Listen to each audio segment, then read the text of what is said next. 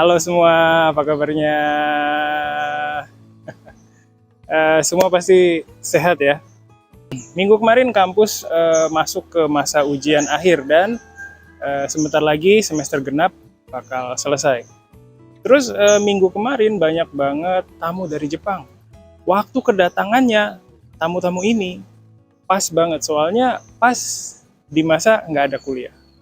Salah satu tamunya adalah teman saya dari Tokyo. Dia main ke kampus saya setiap tahun. Selain untuk ketemu dengan saya, dia datang untuk ketemu dengan mahasiswa dan ngobrol sama mereka. Teman saya ini selalu datang di waktu yang sama, yaitu di bulan Juli. Terus kami selalu ambil foto di tempat yang sama loh. Terus minggu kemarin KTP saya akhirnya selesai. Saya pikir kartunya bakal berubah, tapi ternyata sama aja. Bagian yang berubah itu ya cuma alamatnya aja. Ini namanya KTP. Mungkin sama dengan Jumingyo yang ada di Jepang, tapi dalam bentuk kartu. Di dalamnya ada informasi seperti nama, tempat dan tanggal lahir, jenis kelamin, alamat, agama, status pernikahan, pekerjaan, dan kewarganegaraan. Jumlah informasinya lumayan banyak juga ya. Mungkin lebih banyak daripada jumlah informasi yang ada di Jumingyo.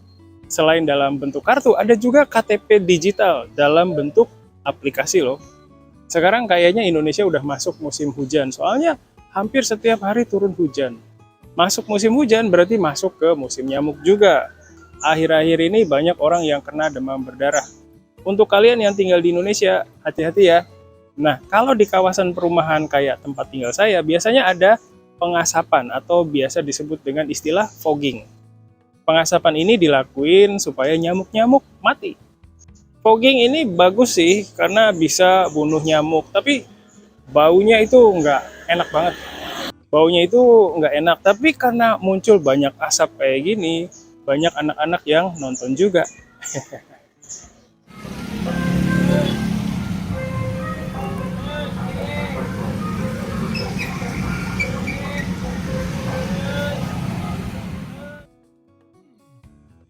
Oke, itu tadi cerita keseharian saya. Dulu saya pernah cerita tentang macam-macam penipuan lewat SMS, telepon, dan aplikasi di HP ya. Ada penipuan mamah minta pulsa. Terus ada orang yang kirim virus lewat pesan WhatsApp, dan lain-lain. Terus saya juga pernah terima telepon dari orang yang tiba-tiba nangis dan minta uang karena dia kecelakaan. Kalau penipuan-penipuan begitu sih korbannya masyarakat Indonesia yang kurang paham tentang teknologi ya. Kalau orang yang nggak paham teknologi jadi korban penipuan, udah biasa. Nah, kali ini saya mau cerita tentang pemerintah Indonesia yang kemarin baru aja jadi korban peretasan. Jadi awalnya itu dari sekitar tanggal 20 Juni.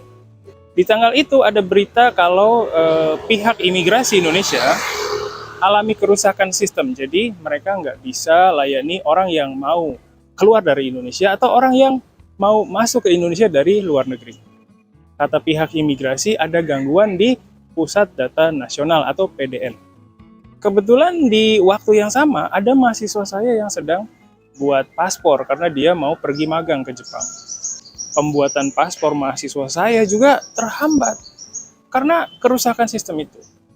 Katanya gara-gara kejadian itu muncul antrian panjang di bandara. Nah, terus 4 hari kemudian, tepatnya di 24 Juni, pihak pemerintah buat pernyataan kalau kerusakan sistem di PDN itu disebabkan karena adanya serangan siber. Dari keterangan pemerintah, katanya PDN diserang oleh aplikasi ransomware yang namanya Brain Cipher. Jadi pelaku serangan siber ini katanya mengunci data yang ada di dalam PDN. Nah, karena itu banyak instansi pemerintahan yang tidak bisa bergerak. Katanya serangan siber ini udah ganggu operasional dari 239 instansi. Instansi yang operasionalnya terganggu adalah 30 kementerian, 15 provinsi, dan 148 kabupaten dan 48 kota. Semua rakyat Indonesia merasa takut soalnya data yang ada di dalam PDN itu ya data dari semua rakyat Indonesia, termasuk data saya. Katanya pelaku serangan siber ini meminta tebusan 8 juta dolar Amerika atau sama dengan 131 miliar rupiah. Pemerintah sih bilangnya nggak akan mau bayar tebusan itu, tapi dari pernyataan pemerintah, masyarakat nggak yakin kalau pemerintah bisa atasi masalah ini. Katanya untuk lindungi data nasional, pemerintah Indonesia cuma pakai aplikasi standar bawaan Microsoft yang namanya Microsoft Defender loh. Kata hacker dari Indonesia yang diwawancarai di TV, dia bilang kalau dia cuma perlu waktu kurang dari 5 menit aja untuk bobol Microsoft Defender. Dari kejadian ini banyak juga orang yang mikir kalau serangan siber ini adalah akibat dari pemerintah Indonesia yang sedang memerangi judi online. Tapi keterkaitan antara serangan siber dengan penanganan judi online ini masih dugaan aja sih. Terus ada juga dugaan kalau serangan siber ini ada kaitannya dengan kasus-kasus korupsi besar di Indonesia. Katanya sih serangan siber ini dijadikan alasan supaya pihak tertentu bisa hapus data-data terkait koruptor. Terus yang lebih parah lagi, katanya pihak pemerintah nggak punya backup dari data yang terkunci. Selain PDN atau Pusat Data Nasional, ada juga PDNS. PDNS ini singkatan dari Pusat Data Nasional Sementara. PDNS ini adalah pusat data sementara yang dipakai waktu PDN sedang dibangun. Dari berita yang saya dengar, katanya PDNS ini juga kena serangan siber oleh aplikasi ransomware yang sama. Terus lucunya lagi, pihak hacker yang menyerang ini akhirnya menyatakan kalau mereka mau kembalikan data punya Indonesia tanpa minta tebusan. Pihak hackernya ini justru minta maaf loh. Mereka bilang kalau mereka minta maaf karena serangan mereka berdampak ke banyak orang. Terus mereka bilang akan kasih kunci untuk buka data punya Indonesia di hari Rabu, 3 Juli kemarin. Kejadian ini benar-benar lucu ya. Pemerintah Indonesia yang nggak punya backup data juga lucu. Hacker yang akhirnya minta maaf dan kembalikan data punya Indonesia juga lucu. Jadi orang-orang banyak yang mikir jangan-jangan ini cuma drama aja. Drama yang dibuat pihak tertentu untuk tutupin sesuatu yang lebih besar. Makin kesini kejadian di Indonesia makin aneh aja ya. Kalian yang tinggal di Indonesia, hati-hati ya.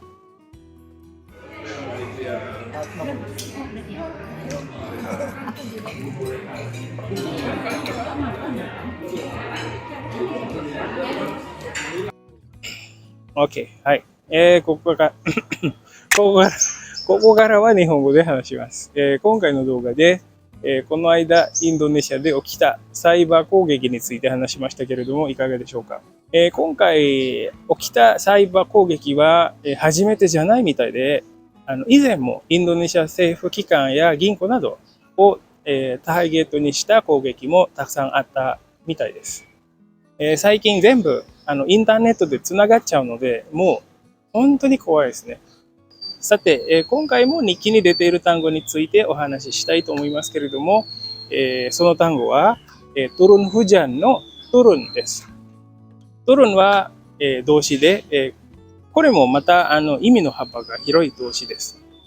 例えば、フジャントルンは雨が降っているという意味です。そして、トルングノンは山を下るという意味です。それから、アイラウトルンの場合は、潮が引いているという意味です。また、リアトルンダリクレタの場合は、彼は電車を降りたという意味もあります。今のところ4つ意味合いがありますけれども、他の意味合いまだ、あります。例えば、ハルガブラストルンは お米の値段が下がっているという意味です。そして、gaji bulan ini belum turun という言い方もあります。給料がまだ出ていないという意味です。まとめてみますと、トルンは日本語で下がる、下る、降りる、降る、引くなどという意味になります。また先ほどのフレーズを見てみますと、対象語によってトルンの日本語訳が変わるということがわかります。その他に turun の慣用句的な使い方もあります。ここでいくつか紹介したいと思います。まず、turun ranjang というフレーズがあります。turun ranjang は例えば、妻が亡くなった男性が、妻の妹さんと結婚するということです。ネットで調べたんですけれども、日本ではもらい婚ということがあって、トルンランジャンと同じ意味のようですけれども、どうでしょう。次に、先ほどのトルングヌンというフレーズです。トルングヌンは山を下るという意味もあれば、ある分野において優れている能力を持っている人が、その分野で起きた問題の解決のために、やっと出てきて、参戦するという意味もあります。まあ、仙人が山から降りて困っている人を助けるという感じです。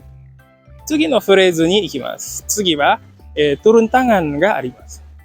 トゥルンタンガンは日本語ですと、介入するという意味になるかと思います。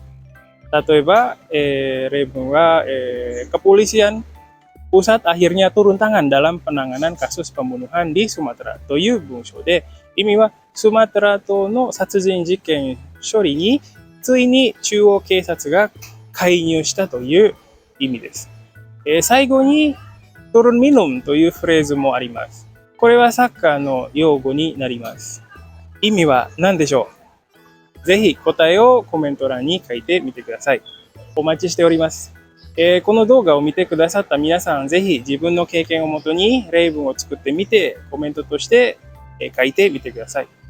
ハリニャジャパネシアは皆さんとのコミュニケーションを図るために作っていますので、ぜひ、ジャパネシアに毎週このハリニャジャパネシアを書いていますので、わからないところがあったら、下にコメントを書いていろいろ質問してください。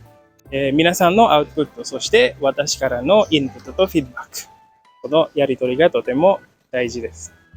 Itu dulu sementara ini, sampai ketemu lagi di konten berikutnya ya. Bye bye.